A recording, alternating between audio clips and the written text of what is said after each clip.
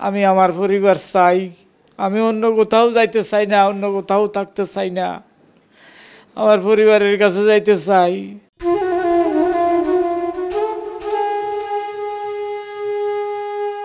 প্রবাসে ৭ বছর গাধার খাটুনি খেটে চরম অসুস্থতা নিয়ে দেশে ফিরেছেন রেমিটেন্স যোদ্ধা আব্দুল হক।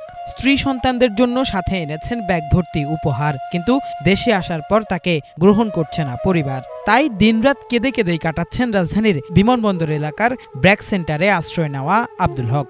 ছেলেদের জন্য জুতা, মোজা, গেঞ্জি, তারপর আমার বাসায় কিছু মালসামানা ছিল, একেবারে চলে আসছি তো বাসায় মালসামানা ছিল, ওগুলা কিছু নিয়ে আসছি, কম্বল নিয়ে আসছি। আমি ছেলেদেরকে আমার বন্ধুর মতো ভালোবাসি, আমি ছেলেদেরকে কোনোদিন নাম ধরে ডাকি নেই, বাবা কুইয়া ডাকি। কিন্তু ছেলের নানিয়ে মায় উল্টাপাল্টা বুঝাইয়া ছেলেদের আমার বিপক্ষে বানায় রাখছে। ছেলেরা আল্লাহ দিলে আমার ইংলিশ মিডিয়ামে লেখাপড়া করাইছি ছোটোবেলার তুনইতে। এখন আমার কিছু লাগবো না, তারা তাদের পায়ে দাঁড়ায় গেছে, তার মামা নানি তার সম্পদ কইরা দিব, ঘর বাড়ি কইরা দিব। এই জন্য তোমরা ছেলে ফেনী সরকারি কলেজে পড়ে, তোমরা ছেলে আইএ পাশ করছে আজ থেকে 2 বছর আগে। সৌদি আরব থেকে গত বুধবার ঢাকার শাহজালাল আন্তর্জাতিক বিমানবন্দরে আসেন আব্দুল হক, কিন্তু বিমানবন্দরে তাকে কেউ নিতে না আসায় উদ্দেশ্যহীনভাবে ঘুরতে থাকেন তিনি।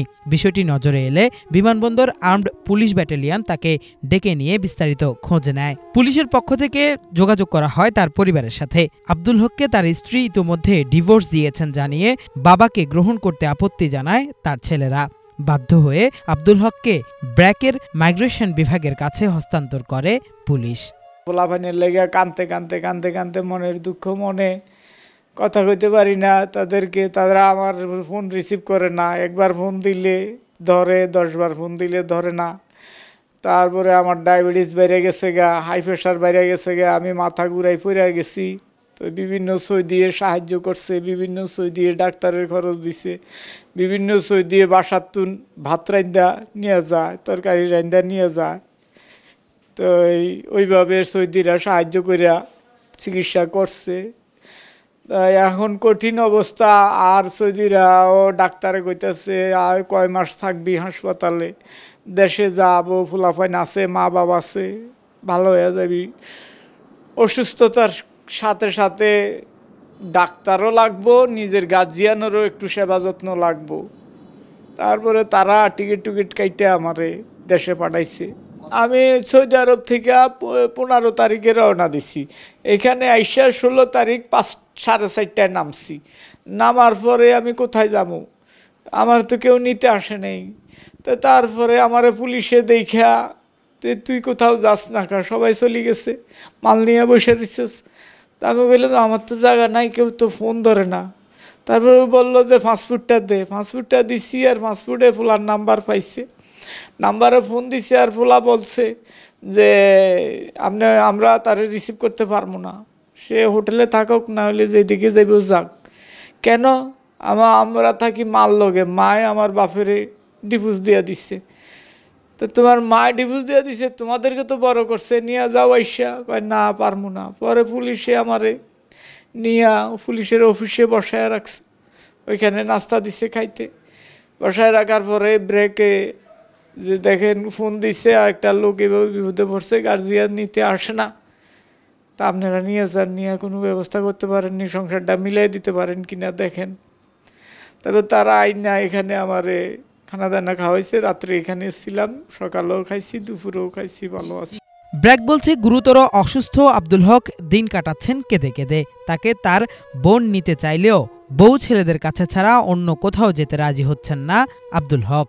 উনি বর্তমানে এখন আছে আর কি, আপনার অসুস্থ, ডায়াবেটিস, আর বিভিন্ন ওনার প্রস্রাবের পায়খানা বন্ধ, তো প্রস্রাবের জন্য ওনাকে মনে হয় ক্যাথেটার করে দেওয়া হয়েছে আলাদা।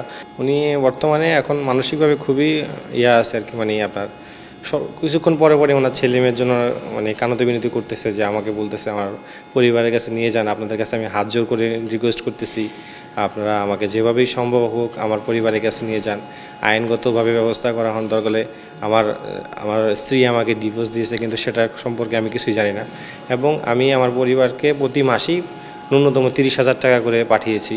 এদিকে বাংলাভিশনের পক্ষ থেকে যোগাযোগ করা হলে আব্দুল হকের শ্যালক জানান 5 বছর আগেই তার বোনকে তালাক দিয়েছেন আব্দুল হক। অপরদিকে তালাক দেওয়ার কথা অস্বীকার করে আব্দুল হক বলছেন তার আয়ের সব টাকা হাতিয়ে নিয়ে ষড়যন্ত্র করছে শ্বশুরবাড়ির লোকজন। মানে কিভাবে সম্পর্কটা শেষ হয়েছে ভাই? সম্পর্ক শেষ হয়ে গেলে ওনার বড় বলতে ছাড়িয়ে দিচ্ছে এবং কি ওনার 5 বছর 7 বছর ধরে ফ্যামিলির সাথে কোনো যোগাযোগ নাই, কোনো টাকা পয়সা দেয় না। সৌদিরা বিয়ে করছে, উনি দেশে বলে আর বিয়ে শাদী করছে, ওনার ফ্যামিলির সাথে ওনার কারোর সম্পর্ক নাই। যা বলার সব মিথ্যা কথা। উনি এখন অসুস্থ হয়ে গেছে, ওই জন্য এখন ফ্যামিলির কথা বলতেছে। কারণ ওনার সাথে ওনার ফ্যামিলির সাথে আজকে আমরা যতটুকু 7-8 বছর ধরে যোগাযোগ নাই। বউ আমার কথা শুনে নেয়, আমার মা বাপরে কোনো দিন ভালোবাসে নাই, আমার গার্জিয়ানরে কোনো দিন ভালোবাসে নাই। তার আলে তার মারে ভালোবাসে, মার কাছে থাকে। এখন সে আমারে ডিভোর্স দিছে, তার মার কাছে থাকবো। এখন আমি নাই দেশে, কিভাবে সে ডিভোর্স দিব? ডিভোর্স কি এমনি হয়ে জায়গা? আইন নাই, বিচার নাই। আমার টাকা পয়সা গিলা তারা আত্মসাৎ করবার লাই আমি প্রবাসের থেকে জীবনটা শেষ করে আইলাম। এখন আমারে কোনো গ্রহণ করতেছে না। আমি জামু কার দ্বারে, জামু কোথায়? আবার একটা ব্যবস্থা করে দেন, আপনারা আমার পরিবারের কাছে আমারে নিয়ে যান, আমি পরিবার ছাড়া বাঁচব না। সম্প্রতি প্রবাস ফেরতদের পরিবার গ্রহণ না করার ঘটনা অনেক বেশি ঘটছে জানিয়ে এই অভিবাসন বিশেষজ্ঞ বলছেন এসব ঘটনা বিরূপ প্রভাব পড়ছে দেশের শ্রমবাজারেও। তাই এমন ঘটনা নিয়ন্ত্রণে সরকারকে বিশেষ সেল গঠনের পরামর্শ দেন তিনি। বাট সে তো তার জীবনের উপার্জন, যে 7টি বছরের উপার্জন কিন্তু তার ফ্যামিলিকে দিয়েছে। এখন সে অসুস্থ হওয়ার কারণে যদি পরিবার তাকে না নিতে চায়, তাহলে কে তার দায়িত্বটা নেবে? আসলে এদের জন্য রাষ্ট্রের একটা কাঠামো দরকার। সরকারের আরও কিছু পদক্ষেপগুলো নেওয়া উচিত, যেগুলা হচ্ছে যে আসলে এই মানুষগুলো যখন ফিরবে সেই সেবার অধীনে যাতে পায়, এবং পরিবারগুলোকে আসলে আরও মানে পদক্ষেপ নিতে হবে যাতে হচ্ছে যে আমাদের এই প্রবাস ফেরত মানুষগুলা যাতে পরিবারে আসলে সুন্দরভাবে মিলে যেতে পারে। আমরা যদি কোনো দায়িত্বটা না নিই, একটা বছর দেখেন একটা মানুষ এই আব্দুল হক ভাইরে রেখেছে, নিশ্চয়ই এটার একটা ইম্প্যাক্ট ওই কোম্পানিতে বা ওই দেশের সরকারই করবে। কেন আমি মানে তাকে এতদিন ধরে করব? তো সেক্ষেত্রে দেখা গেলো যে সেটার একটা আমাদের কিন্তু শ্রমবাজারে গিয়ে কিন্তু পড়বে। বিশ্বের বুকে বাংলাদেশের শ্রমবাজার ধরে রাখতে হলে সুস্থ রাখতে হবে প্রবাসীদের শরীর ও মন। তাই রেমিটেন্সের মূল্যায়নের আগে প্রবাসীদের মানবিক মূল্যায়ন প্রয়োজন বলেও মনে করেন সংশ্লিষ্টরা। কিফায়াত শাকিল, বাংলাভিশন, ঢাকা।